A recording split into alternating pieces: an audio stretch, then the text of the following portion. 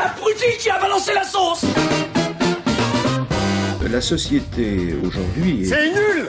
Zéro! Putain, je suis français. connaissent bien les souffrances de cette société. Putain de société, hein. Messieurs, il n'est de bonne société qui ne se quitte. Je trouve qu'on est dans une société extrêmement hypocrite dans la mesure où liberté, égalité, fraternité, c'est la devise de notre civilisation. Tenter de dire que les sociétés à transformation rapide sont dans leur état normal quand elles sont en crise. On voit bien que dans les sentiments qui structurent une société, les espérances, les peurs et les humiliations, les relations des rapports humains se dégradent avec des montées d'agressivité. C'est insupportable à la fin! Je les emmerde. Ta gueule! Je balance la sauce, crash vrai avec ou sans assaut, je t'épargnerai même pas pour 100 pesos. Refrain.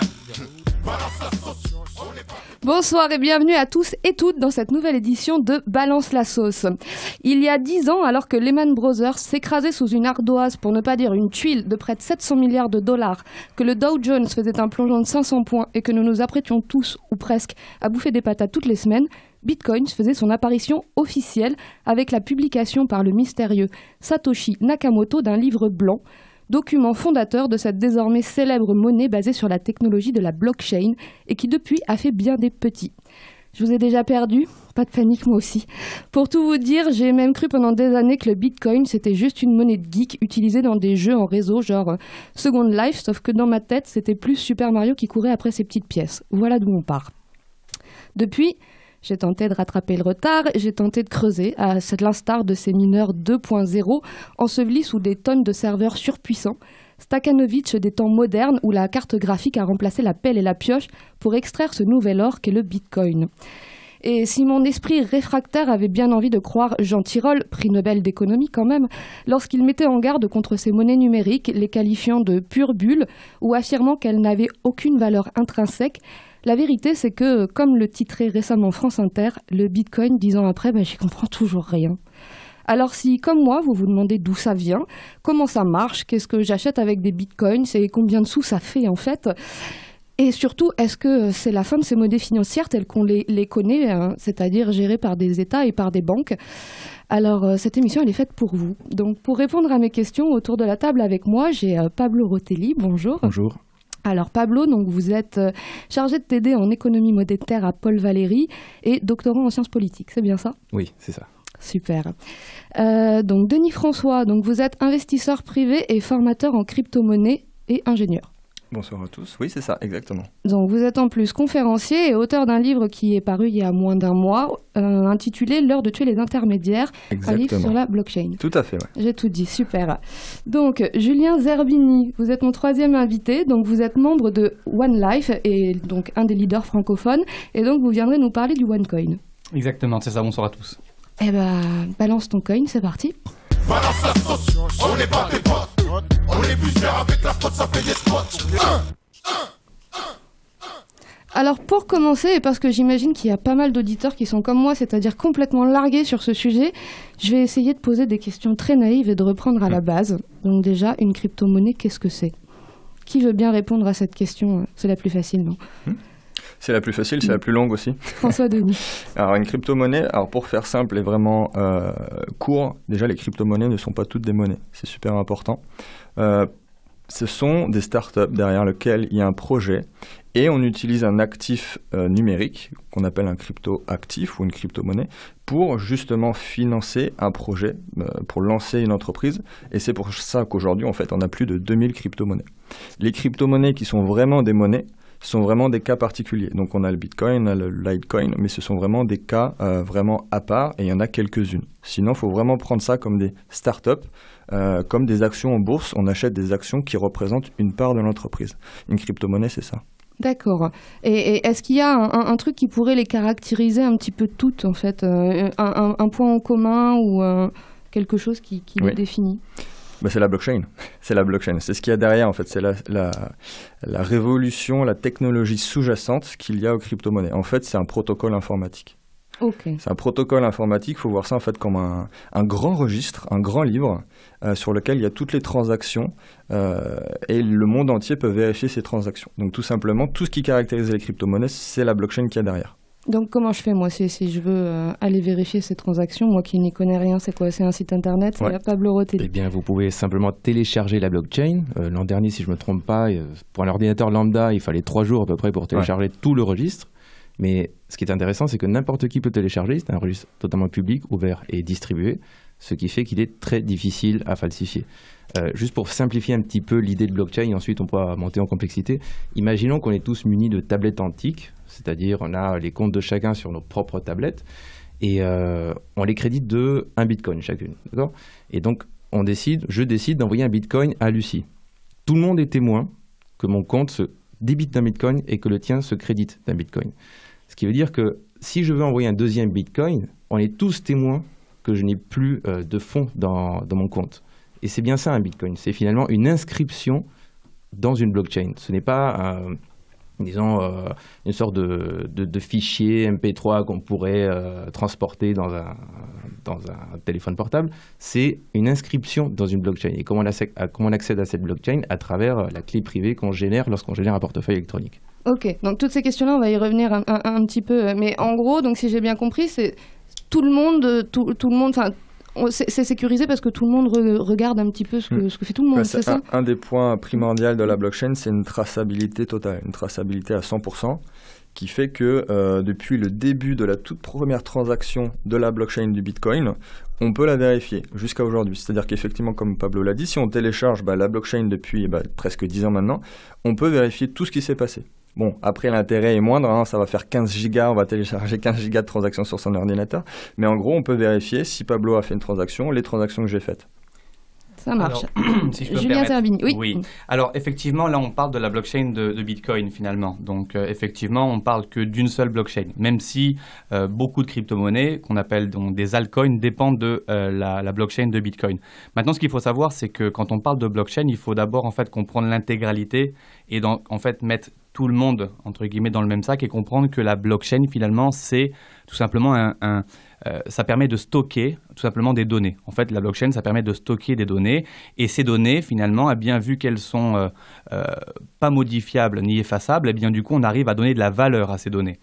Et effectivement, il existe des blockchains qui sont publiques, comme celle de Bitcoin, et il existe également des blockchains qui sont privées, notamment la Banque de France qui utilise également une blockchain qui lui permet tout simplement de sauvegarder, de protéger les données sensibles des clients Banque de France. Alors, là, ça y est, ça vient de se bousculer. La Banque de France utilise une blockchain. Exactement. Qui m'éclaire. Ce n'est pas une blockchain publique. Exactement. On peut créer une infinité de blockchains. C'est-à-dire que même pour une entreprise, on peut créer une blockchain privée pour mettre toutes les transactions, ce qui est important dans l'entreprise, dans notre propre blockchain privée. Ok, donc en fait, c'est un carnet de compte, la blockchain, c'est ça? Complètement. On utilise la puissance informatique et tout ce qu'on a fait jusqu'à aujourd'hui en protocole informatique pour sécuriser et tracer tout ce qui existe. Ça marche. Bon, jusque-là, ça va bien. Donc, deuxième question que j'ai du mal à comprendre. Moi, les sous qui sont dans mon porte-monnaie ou sur mon compte en banque, je sais à peu près d'où ça vient. Il y a des banques qui les fabriquent. Comment ça se passe pour les crypto-monnaies? Donc, on peut parler du Bitcoin, on pourra parler du OneCoin. Il y a visiblement des différences. Hein. Donc, qui peut m'expliquer d'où vient le Bitcoin? Alors, peut-être qu'on peut très rapidement expliquer d'où vient la monnaie qu'on utilise tous les jours. Elle est principalement créée à travers le crédit bancaire. Et les pièces et les billets qu'on utilise ne sont que la contrepartie, une petite contrepartie de ces crédits bancaires. C'est de la monnaie centrale qui est créée par la Banque centrale, enfin fabriquée par la Banque centrale pour faire face aux fuites en termes de liquidité dont les banques doivent faire face. Donc on la crée à travers le crédit, et l'intérêt de la créer à travers le crédit, c'est que on peut adapter la quantité de monnaie à la production. Ce n'est pas le cas du Bitcoin. Et là, si tu veux, je te laisse expliquer comment créer le Bitcoin. Oui, en gros, c'est important effectivement de comprendre comment ça marche l'argent, l'argent fiduciaire. En gros, le Bitcoin, ça arrivé post-crise 2008, où ce fameux Satoshi Nakamoto nous a proposé en open source, il a donné son idée et les règles du jeu, qui était donc la blockchain du Bitcoin. Donc il y a le Bitcoin avec un grand B, c'est la blockchain du Bitcoin, et le Bitcoin avec un petit b, c'est le crypto-actif. Et donc à ce moment-là, il a défini les règles du jeu. C'est-à-dire que c'est super important de le comprendre parce que toutes les autres cryptos aussi ont des règles particulières. Quelques-unes, les plus connues, c'est qu'il n'y en aura que 21 millions. Pas un de plus, pas un de moins. Et que au fil du temps, ça sera de plus en plus compliqué de créer, de générer des bitcoins. C'est pas forcément utile pour le grand public, mais ce qui est important... Juste pourquoi 21 millions? C'est comme ça, c'est arbitraire? C'est-à-dire que tu peux toi-même créer demain un token ou une crypto et dire il y en aura 100 millions. Un token. c'est un cryptoactif également. C'est comme ça qu'on appelle aussi les crypto-monnaies. D'accord. C'est un jeton, enfin un jeton en anglais, un token. Merci. Donc effectivement, c'est important parce qu'il n'y en aura pas un de plus, pas un de moins. Et donc on n'est pas là à imprimer des billets comme l'argent. Donc on n'est pas sur une hyperinflation comme l'argent normal, si je puis dire. Très bien. Est-ce que le OneCoin, c'est 21 millions aussi? Non, le OneCoin, on a prévu de miner 120 milliards de coins, donc 120 000 millions. D'accord. Et donc vous venez encore de dire un mot qu'on ne va pas comprendre. Vous avez miné? Il est prévu de miner, exactement. Alors, moi, quand je donne la définition du Bitcoin, j'explique, comme l'a très bien expliqué François, que finalement, en fait, c'est un actif numérique, c'est un petit peu comme une action, en fait, d'une société. Donc, en fait, aujourd'hui, on ne peut pas toucher une action. Une action, c'est numérique. Eh bien, la crypto-monnaie, c'est la même chose, en fait, c'est numérique. À partir de là, les gens peuvent se poser la question, oui, d'accord, mais qu'est-ce qui me prouve que c'est réel? Eh bien, de la même manière que derrière une société, derrière une action, il y a une société physique, eh bien, en fait, derrière la crypto-monnaie, il y a des ordinateurs physiques, réels, qui travaillent, tout simplement. Et puis ça... alors, eh bien, le OneCoin, c'est finalement exactement la même chose, sauf que le OneCoin, ça a été tout simplement une crypto-monnaie qui est née grâce à la vision d'une dame qui s'appelle le docteur Rouja Ignatova, qui est une femme bulgare qui a grandi en Allemagne. Et en 2013, elle a connu la crypto-monnaie, comme beaucoup de gens étaient très sceptiques de par son utilisation et sa croissance, parce que vu que c'est une crypto-monnaie qui ne respecte pas la norme financière au niveau du fait que c'est une crypto-monnaie qui est anonyme, qui est pseudonyme, eh bien, on a du mal à tracer le nom de la personne qui utilise la monnaie sur Internet. Et donc, eh bien, l'idée de cette dame-là, une fois qu'elle s'est rendue compte que la technologie blockchain qui est derrière la crypto-monnaie... On va revenir dans l'émission un peu plus tard sur toutes les questions de traçabilité et de sécurité, justement, mais continuez. Et donc, en fait, c'est dans cette idée-là qu'elle s'est dit « Waouh, la blockchain, c'est quelque chose de révolutionnaire. Eh bien, moi, je vais créer une monnaie, je vais l'appeler OneCoin. Et cette monnaie-là, eh bien, réellement, les gens vont pouvoir l'utiliser comme un moyen de paiement. Et surtout, je vais tout simplement... adopter la régulation financière qui est imposée par la Banque Centrale Européenne ou plutôt tout ce qui est normes financières. Ok, et donc pour en revenir, la question au début c'était miner. Oui. Donc, miner, ça veut dire que c'est quoi en fait Alors, miner, tout simplement, il y a deux façons de créer de la crypto-monnaie. La plus connue, donc c'est ce qu'on appelle le minage, qu'on appelle, pour vraiment le terme technique, ça s'appelle de preuve de travail. En fait, tout simplement, on met notre ordinateur, la puissance informatique de calcul pour créer et de continuer le protocole informatique pour arriver au fameux 21 millions. Parce qu'actuellement, on n'est pas arrivé aux 21 millions, il y en a à peu près 17,4 millions de Bitcoin. D'accord. Oui, Pablo. Je voudrais rajouter une petite précision. Les mineurs sont en réalité ceux qui valident les transactions. Donc, on a vraiment une architecture informatique qui est tout à fait révolutionnaire, à mon avis, parce qu'on mélange de l'économie avec de l'informatique pour créer un système d'incitation qui fait que chaque individu, même s'il y a un groupe d'individus malveillants, chaque individu a tout intérêt à préserver la blockchain. Dans le sens où miner une transaction, ça veut dire mettre en concurrence des mineurs à travers leur puissance de calcul pour qu'il y en ait un qui... Enfin, théoriquement un, il peut avoir un fork, mais bon. Qu'il y en ait un qui valide la transaction suivante. Et c'est lorsqu'il valide cette transaction que cette transaction devient publique et qu'il est récompensé. Donc on a tout intérêt à vouloir miner du Bitcoin parce qu'on est récompensé par le protocole avec du Bitcoin. Donc ça veut dire qu'on en crée, c'est ça Le protocole en crée lorsque la transaction est validée. D'accord. Et l'idée première, c'était aussi de comparer la centralisation de l'argent qui est actuellement dans les banques, et là de décentraliser complètement l'argent et d'avoir des milliers, des millions de personnes qui, eux, créent cette monnaie et que ça ne soit pas du tout centralisé du coup. D'accord, oui, donc ça on va y venir aussi du coup au côté indépendant. Là, est-ce qu'on a atteint, donc OneCoin, on n'a pas atteint, on continue d'en produire. Bitcoin non plus, ou on a atteint On devrait atteindre les 21 millions en 2147. Ouh, d'accord, il y a le temps. C'est des mathématiques, c'est calculable, on le sait, c'est logarithmique, et on arrive potentiellement aux 21 millions dans plus de 110 ans, 120 ans. D'accord, et une fois qu'on a atteint ce stade-là, il se passe quoi ? Les 21 millions seront disponibles à l'ensemble de la population. Il n'y en aura pas un de plus. D'accord, donc là, ça devient strictement une monnaie d'échange, c'est ça Pas nécessairement, sachant que la plupart des bitcoins ont déjà été émis. D'accord. Donc on tend vers les 21 millions, mais la croissance au début était exponentielle. Maintenant, elle est logarithmique. Tu peux répéter ta question, pardon ? Qu'est-ce qui se passe une fois qu'on a atteint, une fois qu'on a créé tous les bitcoins ça devient plus qu'une monnaie d'échange. Du coup, on n'a plus cette question de valider les transactions. On n'a plus... Alors si, en fait, Bitcoin, c'est vraiment un projet qui est à la base, qui est vraiment révolutionnaire. C'est-à-dire qu'en fait, sans aucun organe central, sans aucune entité centrale, en fait, l'idée, c'est de partager la technologie à tout le monde et que chacun, de chez soi, de chez lui, puisse justement participer au développement du projet en mettant tout simplement ses ordinateurs, donc ses services de calcul, pour la communauté. Et c'est comme ça qu'en fait, eh bien, chaque mineur donc, qui participe en fait au développement et à la croissance du Bitcoin est récompensé par la crypto-monnaie Bitcoin.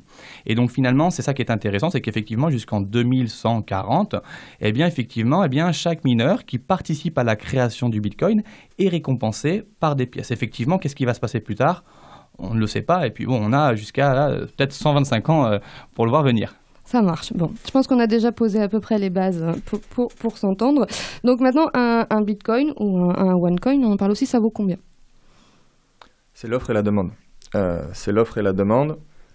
On calcule tout simplement. C'est un calcul, c'est un triangle. C'est-à-dire qu'effectivement, vous savez le nombre de personnes qui en veulent, l'argent qui a été injecté, vous divisez donc l'argent, ce qu'on appelle la capitalisation, le market cap, vous divisez par le nombre de personnes et ça donne le prix du Bitcoin ou des autres cryptoactifs. Mais tout simplement, imaginons qu'il y en a 21 milliards d'argent injecté et qu'il y a 21 millions. On divise 21 milliards par 21 millions, ça nous donne un Bitcoin à $1000. D'accord. Et donc là, je vais faire appel à vous, Pablo Rotelli. En fait, j'aimerais qu'on essaie de comparer, donc, pour quelqu'un qui n'est pas économiste du tout, qu'est-ce qui fixe ? Donc moi, je croyais encore assez naïvement, tout ce qui se touche à ces questions pour moi, que par exemple, l'euro s'était fixé encore avec un étalon. C'est plus le cas, en fait, et depuis longtemps, visiblement. Alors oui, ce n'est plus le cas depuis les accords de la Jamaïque. Donc en 1973, on désindexe le dollar sur l'or, sachant que le système monétaire international fonctionnait déjà de manière plus ou moins désindexée, puisque les réserves d'or ne pouvaient pas assurer le taux de change du dollar.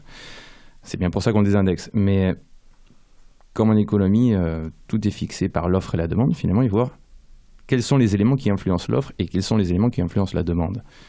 Il en va de même pour le Bitcoin, il en va de même pour toutes les monnaies. Je veux dire, si vous voulez du dollar, par exemple, c'est soit pour investir dans des titres en dollars, soit pour payer des importations venant des États-Unis, etc. Mais il y a des choses qui vont faire que vous allez vouloir du dollar, soit pour spéculer sur le dollar aussi. Et c'est ce qui va fixer finalement le taux de change euro-dollar, en supposant qu'on importe depuis la zone euro. Mais j'aimerais bien revenir sur quelque chose qu'on a abordé précédemment. Est-ce que c'est une vraie monnaie ? Est-ce que c'est une monnaie ? Qu'est-ce qui différencie la crypto-monnaie de la monnaie ? On a toujours l'impression que les monnaies qu'on utilise tous les jours ont un caractère concret, qu'on peut les toucher et que le Bitcoin, on ne pourrait pas le toucher. Quand vous touchez un billet de 20 €, vous n'êtes pas en train de toucher réellement de la monnaie en réalité, puisque si vous déposez votre billet de 20 € à la banque et que votre compte est crédité de 20 €, ça veut simplement dire que ce billet n'était qu'un support de la valeur qu'on appelle monnaie, d'accord ? Le Bitcoin fonctionne exactement de la même manière, c'est un transfert de valeur. La monnaie, finalement, comment est-ce qu'on peut la définir ? Bon, il y a les agrégats monétaires, etc. Bourdieu dit, toutes les définitions sont un enjeu de lutte. Mais comment est-ce qu'on peut définir très simplement la monnaie ? Eh bien, une valeur qui assure des paiements et qui est partagée par tous. Donc c'est la confiance qu'on met en fait dans ce support de valeur. Ça marche sur la confiance. Et je reviens sur le billet de 20 € pour finir avec ça. Ce billet de 20 €, il transportait, entre guillemets, ces 20 €, mais les 20 € n'étaient pas plus réels ni moins réels que lorsqu'ils sont sur votre compte. D'accord ? Et une fois que ce billet est déposé dans les réserves de la banque centrale et que ces 20 € sont sur votre compte courant, ce billet n'est plus qu'un papier inerte. Comme il se passe avec la Casa de Papel. Bon, je ne veux pas spoiler la série, mais pour ceux qui l'ont vu... Bonne référence. Non, mais c'est exactement ça, en fait, pour aller un tout petit peu plus loin à ce que tu viens de dire. Donc, c'est l'offre et la demande, plus la confiance. Parce qu'aujourd'hui, donc, on a confiance en l'euro ou au dollar. On a confiance parce que l'État-nation et le gouvernement le dit. Mais au final, un billet de 50 € et un billet de 500 €, il n'y a aucune différence. C'est parce qu'on a confiance en billets de 500 € pour nous dire qu'effectivement, c'est 10 fois plus, c'est pas la même couleur. Mais ça se trouve, le billet de 50 € est plus cher à produire que le billet de 500, j'en sais rien. Mais dans l'idée, c'est parce qu'on a confiance en l'État-nation et on sait que tout le monde a confiance, donc on se fait confiance en tant qu'individu. Si demain, tout le monde a confiance en Bitcoin, c'est la même chose. Même au final, Le Bitcoin est beaucoup plus palpable que l'argent fiduciaire parce que c'est un billet et c'est imprimé et on a confiance en l'État-nation, alors que le Bitcoin et toutes les crypto-monnaies, il y a un vrai protocole informatique derrière avec des registres qui sont effectivement vérifiés par tout le monde. Très bien. Donc là, on a parlé justement de l'offre et de la demande. Donc, qu'est-ce qui fixe le cours des monnaies numériques? C'est bien ça, c'est l'offre et la demande. C'est personne en particulier, mais du coup, comme pour les monnaies, comme pour l'euro, comme... justement, moi, peut-être ce que j'aimerais Julien rajouter... Serbini, pardon. Oui, ce que j'aimerais rajouter peut-être, finalement, c'est que celui ou celle qui fixe le cours de l'euro, bien évidemment, c'est pas Julien Zerbini, c'est pas vous et moi, c'est la Banque Centrale Européenne qui fixe le cours de l'euro, de la même manière que le dollar, c'est la Banque fédérale américaine. Effectivement, cette valeur-là, elle est indexée en fonction du marché, en fonction du forex, en fonction des investisseurs, en fonction de plein de choses, et effectivement en fonction de l'offre et de la demande. Ce qui est aujourd'hui le Bitcoin dépend à 100%, lui, uniquement de l'offre et de la demande, puisqu'il n'y a pas d'autorité, il n'y a pas de régulation, contrairement par exemple à d'autres crypto-monnaies comme celle du OneCoin, où effectivement nous on a donc une autorité centrale, et donc la valeur du OneCoin, comme celle de l'euro ou du dollar, elle est d'abord indexée par une autorité centrale, et ensuite par rapport à l'offre et la demande. D'accord. Pablo Rotelli. J'aimerais bien apporter une petite précision, parce qu'on pourrait croire que les banques centrales arrivent à définir de manière discrétionnaire le cours des monnaies. Ce n'est pas le cas. Elles peuvent intervenir sur le marché monétaire pour jouer sur l'offre et la demande. Par exemple, une banque centrale peut acheter de l'euro pour faire monter le cours de l'euro. Mais elle ne le réussit pas toujours. Vous prenez l'exemple de l'Argentine actuellement, le peso est sujet à une hyperinflation, c'est-à-dire qu'on est à 100% d'inflation en 3 ans, et la banque centrale régulièrement vend des dollars sur le marché et achète des pesos pour contenir cette dévaluation, mais elle n'y arrive pas. Très bien. Juste, j'aimerais revenir, il y a une question à laquelle vous ne m'avez pas répondu et qui peut intéresser les auditeurs. Si j'ai 2 bitcoins dans ma poche, j'ai combien d'argent? Là, actuellement, au mois de novembre, ça fluctue à la minute, voire à la seconde. Là, actuellement, c'est 6500 à peu près, 6500 € le Bitcoin. Donc, si tu en as 2... Euro ou dollar? Là, en euros. 6000. Non, pardon, en dollars. Voilà, en dollars. 6500. Et donc après, c'est un calcul tout simple. Mais ça change, ça fluctue vraiment à la seconde. C'est pour faire simple, mais c'est un peu comme fluctue également le dollar et l'euro, sauf que là, on est sur des niveaux un petit peu plus supérieurs. D'accord. Le OneCoin, il vaut combien? Le OneCoin est à 26,95 €. D'accord, donc il m'en faut un peu plus dans la poche. Il en faut un petit peu plus dans la poche. Maintenant, à l'inverse du Bitcoin, on a un peu plus de pièces aussi. Donc, au niveau de la capitalisation, ça... Ouais, en fait, le prix n'est pas un indicateur en tant que tel. C'est-à-dire que les gens qui regardent que le prix n'ont pas compris. Il faut regarder le prix et ce qu'on appelle le supply, c'est-à-dire le nombre de coins. C'est-à-dire que si vous en avez 1000 fois plus, c'est normal qu'aussi, en termes de tokens et de cryptoactifs, ça soit divisé par 1000. Bon, après, c'est des mathématiques, c'est un produit en croix. Jusque-là, j'ai compris. Alors, on va rester sur des questions très concrètes. Qu'est-ce que je peux acheter avec du Bitcoin? Tout, mais où? Si je vais payer une baguette à ma boulangère, elle ne va pas être d'accord. Si ta boulangère est d'accord pour accepter le Bitcoin et qu'elle a confiance en Bitcoin, j'ai eu des dizaines et des dizaines de clients en Bitcoin.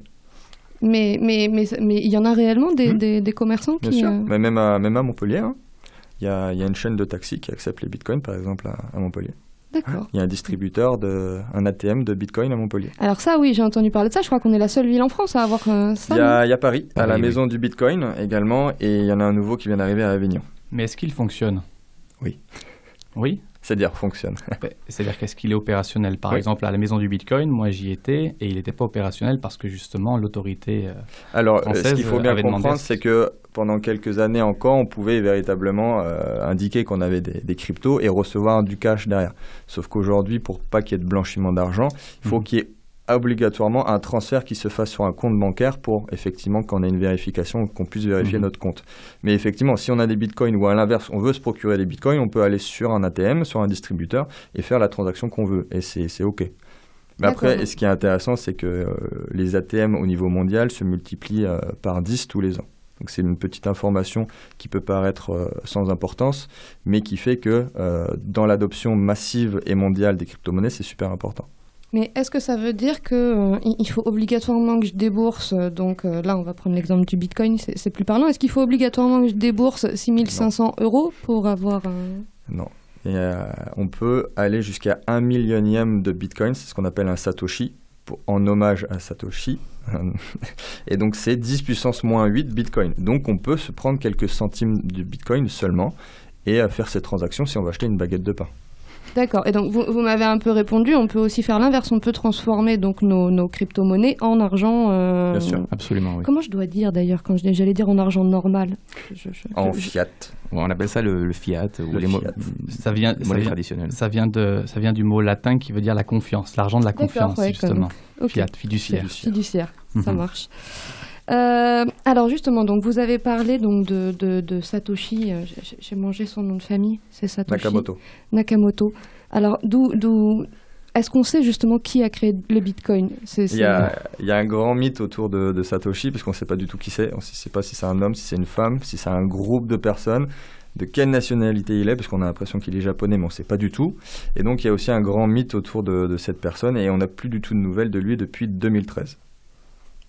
D'accord. Donc c'est aussi un grand mystère en interne dans les personnes qui utilisent le Bitcoin et c'est assez marrant aussi. Il y a beaucoup de personnes qui essayent de faire des recherches pour trouver qui c'est, essayent de comprendre le comportement aussi, ces expressions de langage pour essayer de trouver qui c'est. Et certains soupçonnent que c'est Elon Musk. Enfin, il y a une grande nébuleuse autour de ça. Enfin. Donc vous nous avez un peu expliqué, vous, d'où venait le OneCoin. Enfin, vous nous l'avez même bien très clairement expliqué. Moi, j'ai entendu dire, donc pareil, toute néophyte que je suis, que c'était un projet anarchiste à la base, ce qui m'intéresse fortement. Qui est-ce qui peut m'expliquer un peu plus ça, cette histoire-là? Pablo Rotelli, peut-être? Déjà, je vous renvoie vers une excellente vidéo d'une séance à l'EHESS dédiée aux cryptoactifs. Qui s'appelle Le Bitcoin, la blockchain ou l'avènement des crypto-monnaies, menée bien par Maël Roland. Ce qui me fait penser que Satoshi Nakamoto est plutôt un groupe d'informaticiens et d'ingénieurs informatiques américains, c'est que la philosophie cypherpunk, donc les crypto-anarchistes ou les anarcho-capitalistes et les libertariens, existent surtout aux États-Unis. Ce sont des ingénieurs très très qualifiés qui ont un projet de décentralisation totale des paiements. Et ils arrivent à le mettre en place lorsqu'ils découvrent la manière de mettre en place la blockchain. Sachant que la blockchain utilise des technologies déjà existantes. Par exemple, la proof of work, la preuve de travail, vous l'utilisez pour envoyer des mails. D'accord ? Sinon, on pourrait spammer toutes les boîtes aux lettres. Dans le sens où, pour envoyer un mail, mon ordinateur doit résoudre un petit calcul. Si c'est juste un mail, ce n'est pas coûteux du tout. Mais si c'est 1 milliard de mails, il ne pourra pas le faire. Ça évite le spam. Lorsqu'on le met dans la blockchain, on obtient une sécurité supplémentaire pour le minage. Bon, bref. Non mais merci, c'est intéressant. Et du coup, donc oui, on revenait donc à la philosophie, si j'ai envie de dire. En gros, c'est ça, c'est qu'il y a aussi un aspect politique, philosophique, ésotérique de la chose. C'est-à-dire qu'effectivement, au tout début, c'est quand même des personnes qui veulent avoir une décentralisation complète du fonctionnement planétaire, politique, monétaire, gouvernementale, pour arriver à la disparition des États-nations et avoir un individu souverain total qui à la fois maîtrise sa propre monnaie. Et c'est ultra politique comme bien sûr, projet, c'est pour ça que les États ont un petit peu de soucis à se faire et qui s'inquiètent beaucoup, alors qu'aujourd'hui ça représente que seulement 0,1% des transactions planétaires. C'est parfait, à chaque fois vous anticipez mes questions. Est-ce qu'on sait à peu près combien de personnes, c'est encore une fois pour dresser un contexte, combien de personnes utilisent des crypto-monnaies? Oui, on le sait. Alors, il faudra avoir le chiffre exact, mais justement, mais je vous le dirai pas. Comme si Pablo, tu as le chiffre ou tu as des informations, oui, mais tout est traçable. Donc oui, alors, d'abord, il faut revenir sur ce qu'est un utilisateur du Bitcoin. C'est quelqu'un qui paye une fois par semaine en Bitcoin, c'est quelqu'un qui en a acheté il y a 2 ans et il attend que ça monte, c'est quelqu'un qui utilise du Bitcoin tous les jours. Bon, il y a à peu près 1 demi-million de portefeuilles électroniques dans le monde qui ont été téléchargés pour du Bitcoin. Je tiens ces chiffres du site Crypto France. Ils sont actualisés de l'an dernier, donc ça a dû évoluer, mais bon, il n'y a pas une croissance exponentielle. Par contre, les bitcoins sont détenus de manière très très concentrée. C'est-à-dire que 4% des utilisateurs de bitcoin détiennent à peu près 90% de la masse monétaire en bitcoin. Ce qui me fait penser que pour le moment, le bitcoin n'est pas vraiment ou massivement utilisé comme un moyen d'échange. Si vous possédez énormément de capital, ça veut dire que vous n'êtes pas en train de faire des paiements avec, quoi. C'est ce que j'aimerais qu'on en parle aussi justement de cet usage-là. OneCoin, combien d'utilisateurs ? Alors actuellement, donc déjà il faut savoir que OneCoin, vu que le OneCoin est centralisé, on a vraiment une vue beaucoup plus facile sur le nombre d'utilisateurs. Pourquoi ? Parce que chaque utilisateur qui possède des OneCoin, pour pouvoir les utiliser, a l'obligation justement de donner ses documents de la même manière que quand vous ouvrez un compte bancaire, il faut donner vos documents. On appelle ça le KYC, Know Your Customer en anglais, connaître son client. Donc actuellement, on parle de pratiquement, là, aujourd'hui, on est à presque 3,5 millions de membres avec donc leurs documents enregistrés. Et on parle jusqu'à 8 millions de comptes de personnes qui ont des OneCoin, mais qui ont leurs documents soit en attente de chargement ou en attente de validation. Ok. On a une idée aussi de la sociologie un peu du public. Moi, j'ai l'impression qu'il y a quand même beaucoup d'hommes. C'est très masculin parce qu'il y a aussi, je pense, un côté technologie, new tech, ingénierie qui fait que c'est aussi, malheureusement, un peu trop masculin. Très jeune également. Et après, ça, c'est aussi mon expérience. J'ai vu qu'il y avait une vraie fracture à peu près vers 40 ans. C'est-à-dire que même, que ça soit pas forcément un utilisateur, un investisseur, qu'importe, la génération 20-30 ans aussi se reconnaît beaucoup dans cette philosophie. D'accord. Alors, justement, donc pour faire le lien, moi, il y a une question que j'ai toujours pas très bien éclaircie dans ma tête. C'est quoi l'avantage ? Pourquoi est-ce qu'on va investir dans une monnaie qui paraît quand même, en tout cas à mes yeux, un peu moins sûre que... Alors, c'est une très bonne question et peut-être justement, quand on pense de pourquoi investir, en fait, il faut aussi peut-être se poser la question de l'économie actuelle et comprendre justement comment est-ce que les crypto-monnaies ont réussi à beaucoup évoluer ces 10 dernières années. Quand on parlait de la question pourquoi ça a été créé, quelle est la philosophie, eh bien justement c'est un petit peu peut-être ce ras-le-bol de l'économie actuelle. Justement on voit la naissance du Bitcoin juste après le krach boursier, le krach qu'il y a eu en 2008 avec la crise des subprimes. Donc effectivement c'est peut-être un ras-le-bol de la baisse du pouvoir d'achat, du manque de confiance envers le système financier. Et donc l'idée c'est de se dire, eh bien, au lieu de dépendre d'un gouvernement ou d'une banque, eh bien, on va créer notre propre monnaie sur laquelle nous-mêmes, on va être les propriétaires. Et ce qui est intéressant, c'est qu'en fait, il faut remonter à plusieurs centaines d'années. Le moment où finalement on était réellement propriétaire de notre argent, c'était l'or. Finalement, on était propriétaire de notre or. Et puis progressivement, on a fait confiance justement aux banques, on a remis notre or à la banque, et puis on a vu apparaître les billets, les papiers, puis finalement, aujourd'hui on a un papier, comme on l'a très bien expliqué, mais qui repose juste sur la confiance. Et donc l'idée finalement, eh bien, c'est peut-être que finalement, eh bien, les gens commencent à avoir plus confiance en cette monnaie numérique que justement à la propre monnaie qu'on utilise depuis beaucoup de temps, mais qui perd de sa valeur chaque jour. Alors l'idée en fait, c'est eh bien, finalement de se poser la question, est-ce que je vais continuer à utiliser de l'argent qui perd de sa valeur et donc chaque jour j'ai de moins en moins de pouvoir d'achat, ou est-ce que je pourrais peut-être m'orienter sur ces nouvelles monnaies numériques, ces crypto-monnaies qui, justement, au lieu de perdre de la valeur, depuis leur création, finalement, ont eu une augmentation considérable.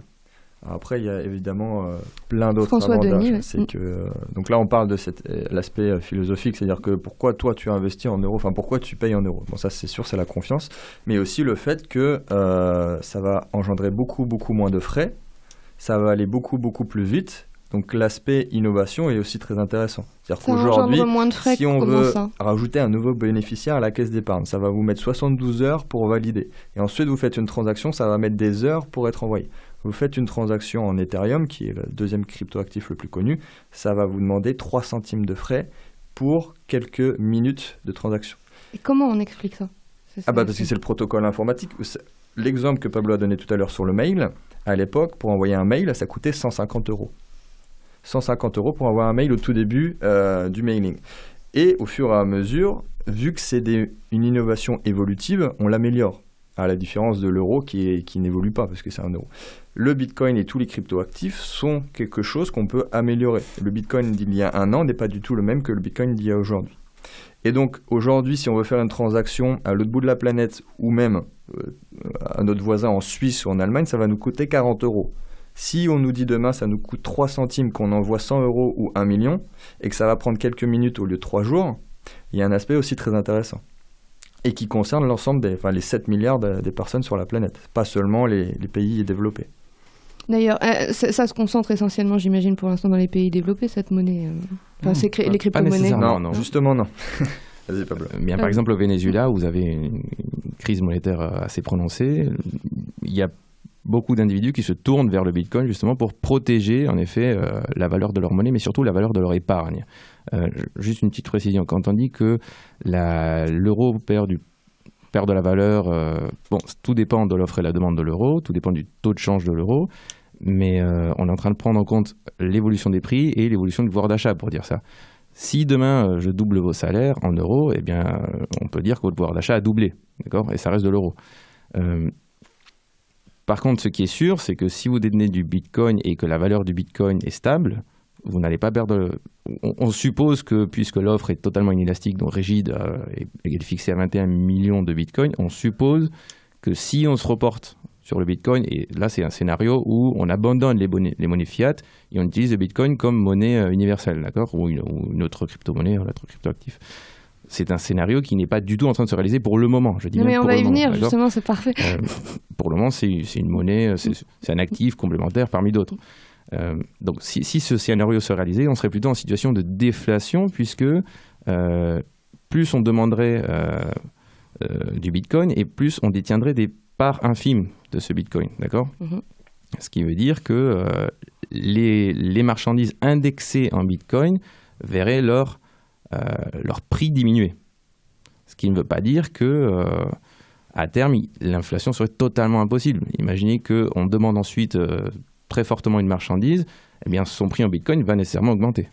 Mais du coup, alors moi, je retiens justement cette idée de scénario. Donc, s'il y a autant d'avantages, si ça coûte moins cher, est-ce qu'il est possible d'envisager que finalement, donc, les crypto-monnaies, les crypto-actifs, c'est comme ça que je dois dire, les crypto-actifs, remplacent donc les monnaies fiduciaires. On peut l'imaginer, ça ? Je pense qu'il est possible de l'imaginer. Oui, si justement, en fait, on parle du Venezuela, c'est un pays que je connais bien puisque je vis entre l'Europe et l'Amérique latine, puisque j'habite aussi le Mexique. Et effectivement, le peso vénézuélien a baissé énormément, une inflation vraiment incroyable. Il faut savoir même que là, si je ne me trompe pas, depuis 7 jours, si vous voulez acheter du gasoil, si vous voulez acheter de l'essence au Venezuela, vous êtes obligé d'utiliser la crypto-monnaie Petro. C'est une crypto-monnaie qui a été justement créée par le gouvernement vénézuélien et justement qui permet un petit peu de répondre à la crise économique. Ils ont créé en fait une nouvelle crypto-monnaie. Là, ça y est, je comprends plus rien. C'est un État qui crée une crypto-monnaie quand la crypto-monnaie a été créée pour être indépendante des États. On est d'accord sur un projet qui est centralisé. Bienvenue sur le plan politique. Ouais. Il y a un souci aussi, effectivement, parce que là, au départ, on est sur quelque chose vraiment de décentralisation à 100%, et on se retrouve avec une crypto nationale, donc 100% centralisée. Je pense qu'on va passer par une phase où les États-nations vont vouloir effectivement créer leurs propres crypto-actifs. Mais du coup, est-ce que c'est encore des crypto-monnaies ? Ça l'est, c'est-à-dire que dans l'idée, il y a toujours une blockchain derrière et que l'intérêt y est toujours. Après, est-ce que aussi philosophiquement, on est toujours sur le même délire ? On n'est pas sur la même chose. D'accord. Donc. C'est comme l'expliquait François, en fait, ce qu'il faut comprendre, c'est que voilà, effectivement, en fait, une crypto-monnaie et sa blockchain, c'est 2000 projets différents.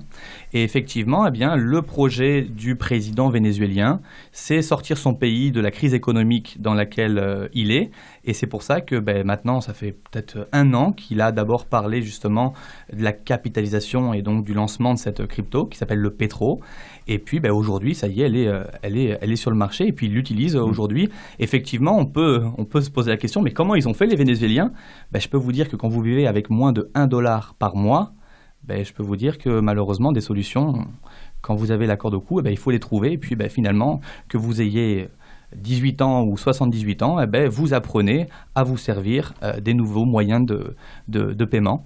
Comme nos parents, nos grands-parents ont vu apparaître les cartes bleues, et progressivement, ils se sont adaptés. Et est-ce qu'on pourrait imaginer, par exemple, que les États, comme la France, se mettent à investir dans du Bitcoin ? Qu'ils n'en créent pas une, mais qu'ils se mettent à investir, dans la crypto-monnaie. Dans la crypto, oui. Il y a des fonds institutionnels, il y a des fonds privés qui sont en train de se placer sur le marché des crypto-monnaies. Et ce qui vient de se passer, alors on ne va pas rentrer non plus dans le détail, il y a eu beaucoup de régularisations qui se sont faites en septembre et en octobre. Septembre au niveau européen et en France en octobre, avec notamment la loi Pacte, article 26 sur les cryptoactifs, qui effectivement dit que les cryptoactifs sont une façon tout à fait viable de procéder à des échanges financiers.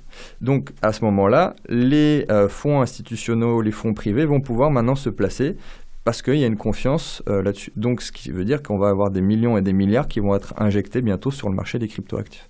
D'accord. Et alors justement, donc, si l'État se met donc justement donc pas à valider mais à cautionner, on va dire, ces transactions, qu'est-ce qu'il en est de la fiscalité de la fiscalité des crypto-monnaies? Est-ce qu'on a une TVA sur ce qu'on achète avec Flat tax.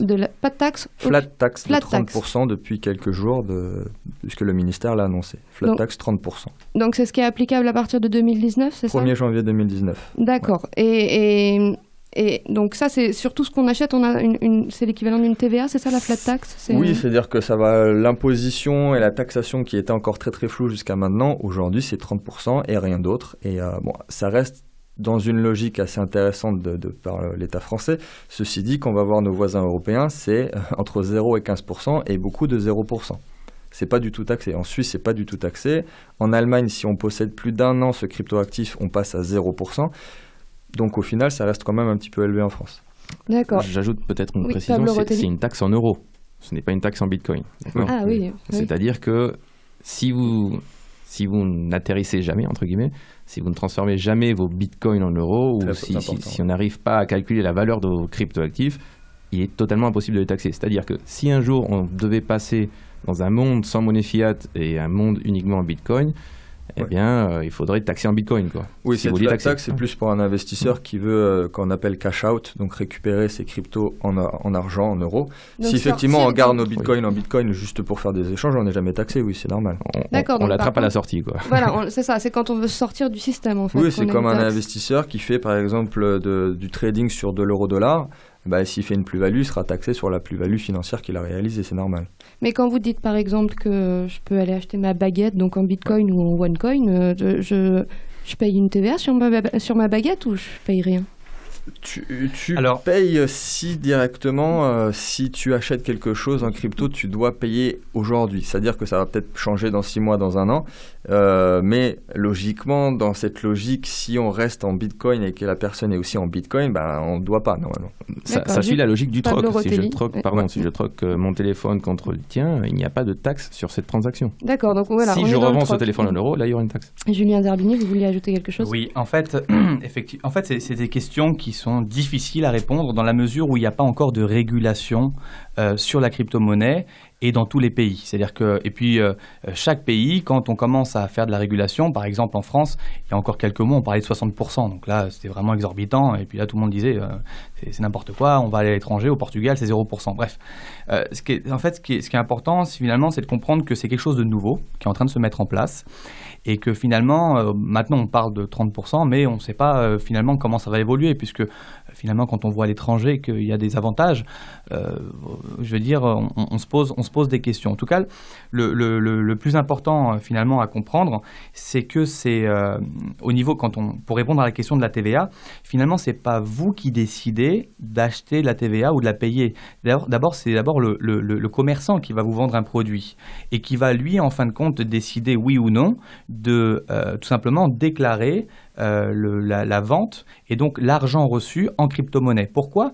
Tout simplement parce que quand il reçoit de la crypto-monnaie, au niveau de la régulation, il n'a pas l'obligation ni la case fiche d'imposition combien vous avez reçu en crypto-monnaie. Ça y est pas encore.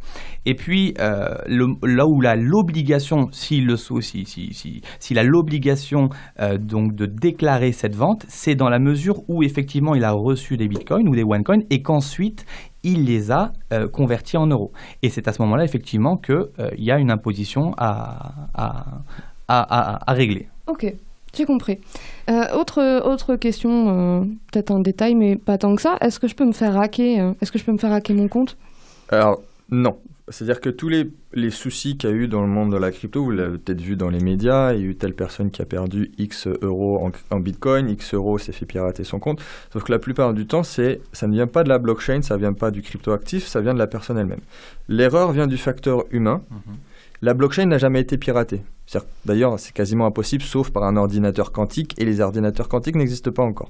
Bref, c'est la seule possibilité pour se faire hacker. Sinon, ça vient d'un facteur humain. Comme si vous faites voler 1000 € sur votre compte bancaire, c'est pas vous avez laissé traîner votre code ou votre carte bleue, vous êtes fait voler. Là, c'est pareil, c'est qu'on a si laissé vous n'avez pas sécurisé votre compte crypto, votre wallet crypto, et ça arrive, il y a des personnes qui vont soit l'oublier, soit ne savent pas comment le faire. Là, à ce moment-là, vous pouvez faire pirater. Mais c'est quoi, pas ça, la blockchain, avec un mot c'est de pas. passe, une phrase, c'est ça qu'on. Il y a, c'est comme le cryptage de mail. C'est-à-dire qu'il y a également ce qu'on appelle aussi une double authentification. C'est une application où on a généré un code aléatoire de 15 secondes et au moment de s'inscrire, enfin de se reconnecter, on va devoir mettre ce nouveau code. Donc rien que ça, sans rentrer dans les détails parce qu'on peut aller sécuriser encore plus ces cryptoactifs, mais effectivement, la blockchain elle-même ne peut pas être piratée.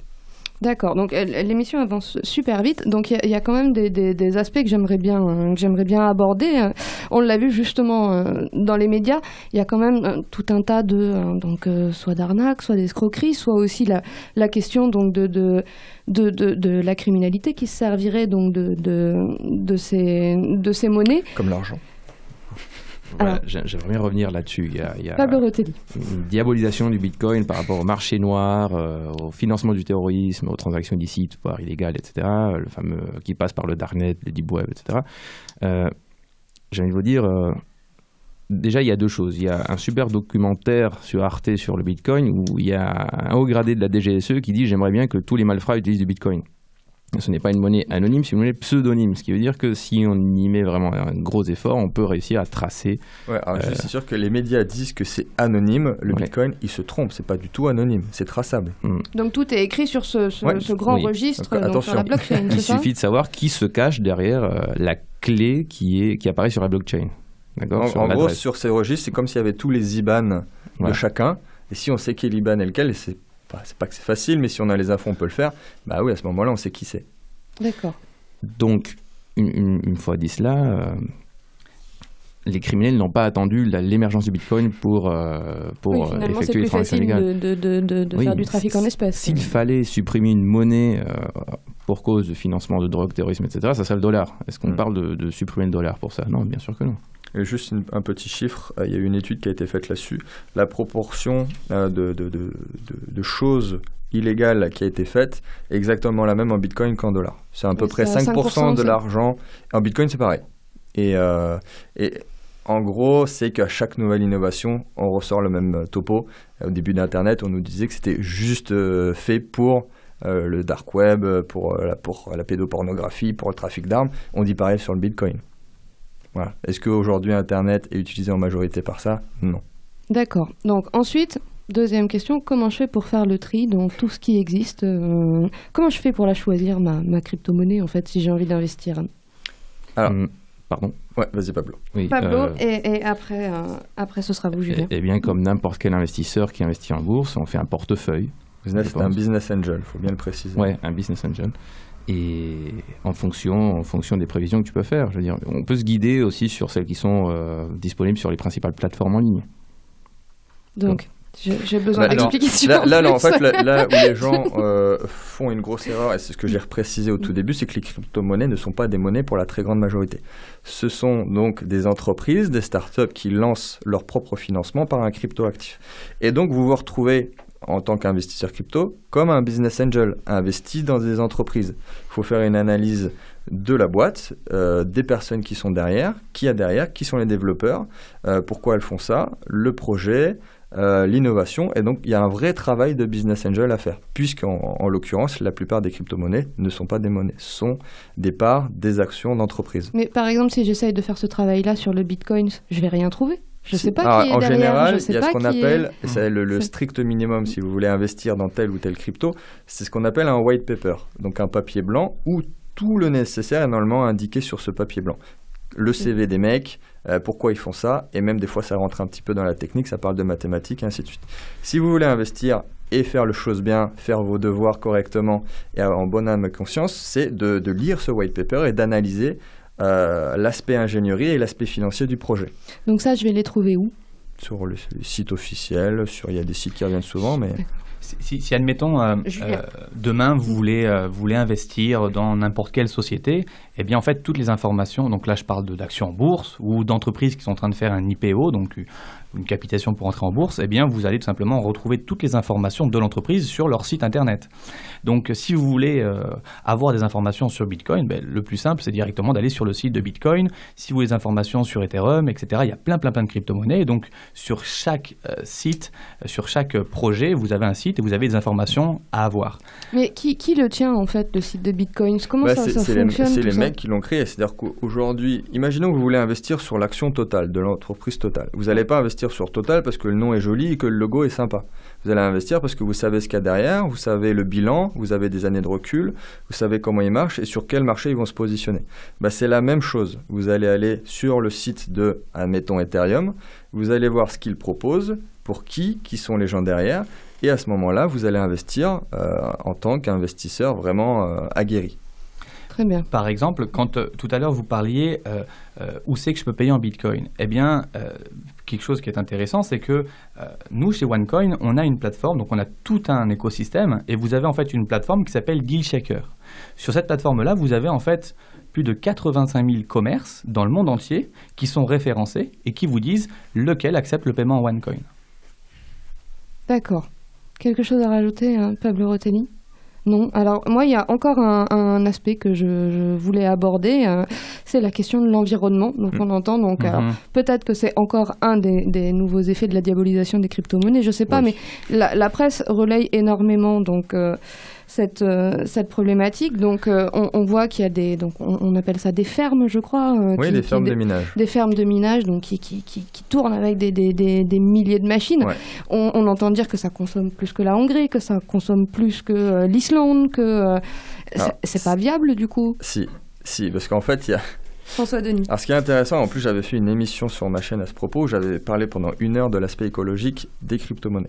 Il y a 2 choses à bien comprendre. C'est qu'effectivement, le minage consomme certes d'une énergie, mais il faut le comparer avec ce qui est comparable. C'est-à-dire qu'aujourd'hui, l'ensemble des marchés financiers et économiques, que ce soit la production des billets, la production des chèques, l'ensemble physique des banques, tout l'impact écologique des gens qui y travaillent, c'est 10 000 fois plus que le Bitcoin. Donc imaginons, demain, il n'y a que le Bitcoin, ça sera 1000 fois moins polluant que ce qu'il y a actuellement. D'autant plus... Ça, c'est sûr. Si demain, on n'a que le Bitcoin, ça consomme moins que ça pourrait être une révolution écologique. Et il y a une étude qui a été faite là-dessus, je ne sais plus du tout par qui, je l'avais lu, c'est un pavé de 30 pages qui explique par A plus B, qui compare ce qui est fait actuellement, et dans l'hypothèse qu'il n'y ait que le Bitcoin est vraiment quelque chose de très écologique. Juste Pablo Rotelli. À titre de comparaison, Internet pollue énormément. Le fait de regarder une vidéo sur YouTube pollue. Il faut... Et votre boîte mail qui est pleine, également, le mec qui va me dire que le Bitcoin n'est pas du tout écologique alors qu'il a sa boîte mail qui est pleine à 90%, consomme 10 fois plus que le mec qui a du Bitcoin. Parce que je consomme plus de mails quand je trie pas ma boîte mail que quand je la trie. Parce qu'il faut des serveurs pour garder en mémoire vos mails qui n'ont pas été mis à la poubelle, tout simplement. Ce qui est intéressant, et là finalement je relève ce que disait François et ce qu'il répète, quand vous avez quelque chose de nouveau qui touche justement des grands, quand on touche à l'argent, quand on touche aux banques, quand on touche au système financier, c'est un petit peu le combat de David et Goliath. C'est-à-dire que il faut faire sa place, il faut montrer qui on est, comment ça fonctionne, et c'est vrai qu'on a beaucoup de choses négatives qui arrivent. Voilà, le Bitcoin, ça sert à acheter des choses illégales. Le Bitcoin, ça consomme énormément d'énergie. Si vous comparez les distributeurs de billets, ça consomme beaucoup plus. Le OneCoin, c'est illégal. Si vous voulez, voilà, à chaque fois qu'on arrive avec un nouveau projet, on est toujours confronté d'abord au scepticisme. On est confronté, si vous voulez, bien évidemment à des gens qui ont peur du changement, parce que ça fait peur le changement, et puis progressivement c'est simplement le temps et les choses qui montreront que finalement on arrive sur quelque chose qui va faire avancer le monde, qui va faire bouger le monde, et c'est ce qu'on a besoin. On a besoin aujourd'hui d'avoir accès à l'argent sans passer par un intermédiaire. On a besoin aujourd'hui d'envoyer de l'argent et ne pas attendre le lundi pour recevoir notre argent. On a besoin d'avoir tout simplement des coûts beaucoup moins chers quand on s'envoie de l'argent. Et c'est pour ça que la technologie de la blockchain, grâce donc à la crypto-monnaie, eh bien, nous permet aujourd'hui de pouvoir simplement avoir un meilleur accès à l'argent, de la même manière qu'à 30 ans. Eh bien, aujourd'hui, on a un meilleur accès à la communication, le téléphone gratuit, l'Internet gratuit. Je veux dire, eh bien, aujourd'hui, le monde de demain, ça va être, eh bien, l'argent gratuit, voilà, sans intermédiaire. Alors, si je pourrais rajouter deux choses qui pourraient répondre à cette question indirectement. Si vous avez compris comment fonctionne le Bitcoin avec le minage, avec le protocole informatique, il faut savoir que la récompense de Bitcoin par mineur est divisée par 2 tous les 4 ans. Ce qui veut dire qu'il y aura de moins en moins de mineurs et que donc indirectement le Bitcoin devient de plus en plus écologique. À l'inverse du système financier où effectivement c'est de plus en plus polluant. Donc ça c'est la première chose. Si vous comprenez comment ça marche derrière, vous savez que ça devient de plus en plus écologique. Deuxième chose, c'est un petit détail, c'est un chiffre que j'ai vu il n'y a pas longtemps. Il faut savoir qu'en France, qu'en Europe, 7 chèques sur 10 est produit en France. 7 chèques sur 10 est français. Et donc cette production de chèques est bien plus polluante que l'ensemble des bitcoins au niveau planétaire. D'accord. Je suis... Ça en fait des études, tout ça. Ça en fait. Mais c'est sûr que quand on ne comprend pas comment ça marche et qu'on regarde ça de loin et qu'on ne va pas du tout s'informer et se former, on va voir des fermes effectivement qui peuvent paraître polluantes, mais c'est une croyance limitante et on ne s'est pas formé sur la question. D'accord. Moi, on me dit qu'il faut que j'éteigne mon petit ordinateur parce qu'il va me faire consommer tous les mois un peu plus, alors forcément. Donc, on arrive quasiment au terme de l'émission. Pablo Rotelli, en tant qu'économiste, qu'est-ce que vous en pensez, vous, de cette phrase de Jean Tirole Alors, je voulais y revenir, j'ai noté ça sur mon cahier.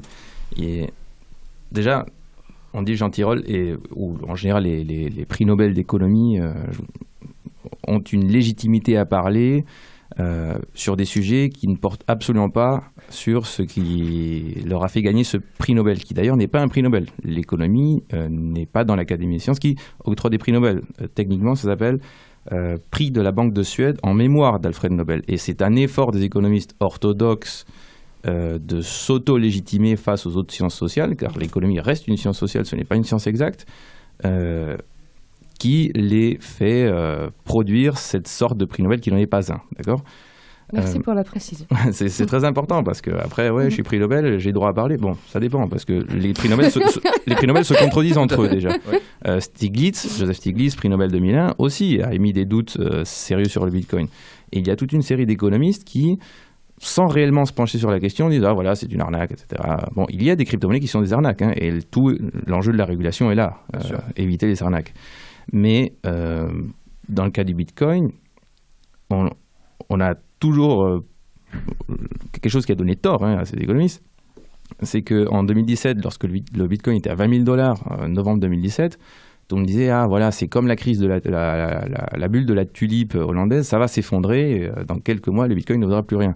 Il n'y a pas eu d'effondrement, il y a eu une correction par les prix, et aujourd'hui un Bitcoin c'est environ 6 000 €. Très bien. Exactement. Et puis il faut le rappeler, il y a eu des bulles sur toutes les innovations. Il y a une bulle Internet. Quand vous achetez une action Amazon en 2000 et vous revenez en 2002, vous avez perdu 95% de la valeur de l'action Amazon. Est-ce que ça veut dire qu'Internet c'est nul, que Amazon n'ira pas loin? Aujourd'hui, ça fait x400 quand même sur l'action Amazon.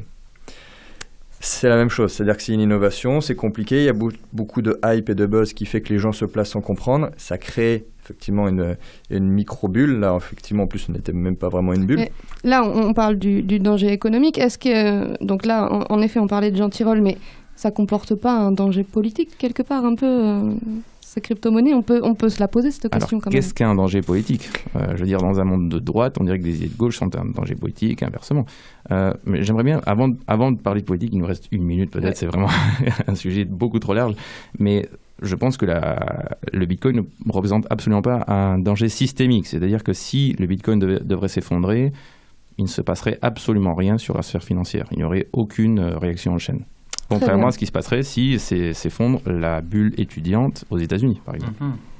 Alors, on gardera la question politique pour une prochaine émission. Julien Zerbini, peut-être un mot pour terminer ? Moi, le mot, ça serait, parce que bien souvent, la peur, c'est le risque. Moi, le conseil que je donne à nos auditeurs, c'est tout simplement de bien étudier, la part de risque et la part de profit. Puisqu'effectivement, si on est prêt à prendre un risque, c'est pour faire un profit. Donc effectivement, c'est très important de connaître le projet, de regarder son historique, de regarder son créateur, de comprendre finalement dans quoi on met les pieds. Et puis voilà, savoir évaluer qu'est-ce que je peux risquer et surtout, si je le risque, qu'est-ce que je peux gagner. Très bien. Il n'y a aucun investissement sans risque. Même le vote livret A est risqué. Eh ben, on terminera là-dessus. Je vous remercie à tous d'avoir répondu à mon invitation. Pardon, je suis épuisée. Moi, j'ai passé 1 heure à faire de l'économie là. Merci beaucoup pour l'invitation. Merci. Et je vous dis donc, je vous souhaite une bonne soirée. Je vous dis à la semaine prochaine où on parlera donc de technologie dans Balance la sauce. Au revoir. Balance! Quelle est l'abruti qui a balancé la sauce? La société aujourd'hui C'est nul! Zéro! Putain, je suis français. connaissent bien les souffrances de cette société. Putain de société, hein. Messieurs, il n'est de bonne société qui ne se quitte. Je trouve qu'on est dans une société extrêmement hypocrite dans la mesure où liberté, égalité, fraternité, c'est la devise de notre civilisation. Tenter de dire que les sociétés à transformation rapide sont dans leur état normal quand elles sont en crise. Et on voit bien que dans les sentiments qui structurent une société, les espérances, les peurs et les humiliations, les relations des rapports humains se dégradent avec des montées d'agressivité. C'est insupportable à la fin. Je les emmerde. Ta gueule! Je balance la sauce, crash vrai avec ou sans assos, je t'épargnerai même pas pour 100 pesos. Oh frère. Balance la sauce, on n'est pas